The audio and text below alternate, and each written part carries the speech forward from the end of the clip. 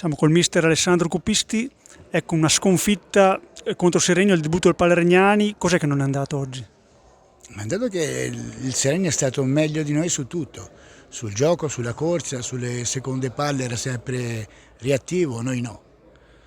Basta, e quindi ha meritato di vincere e noi dobbiamo fare solo il mia colpa e vedere di migliorare, questo sicuramente. È una partita che noi dobbiamo prendere da un punto di vista positivo, cioè andare a vedere gli errori che abbiamo commesso, dove si può migliorare. Sicuramente va cambiato il programma rispetto a quello che si era detto all'inizio, anche perché siamo una squadra completamente diversa rispetto all'inizio. Però lo sappiamo e io credo in questi ragazzi e ce la possono fare tranquillamente.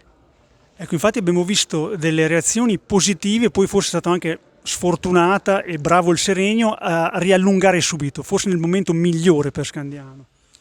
Ma no, se andiamo a vedere opportunità loro non ne hanno avute, noi abbiamo avuto varie opportunità per riaprire la partita che non entravano, cioè per fare un gol abbiamo dovuto tirare 3 volte a fila o 4, capito? Quindi cioè, quando non è la tua giornata non è la tua giornata, ma questo è il minimo.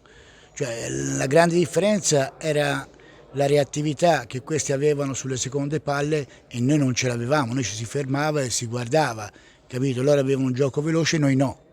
Quindi è questo che noi dobbiamo andare a migliorare. Perfetto, grazie mille. Grazie. Grazie.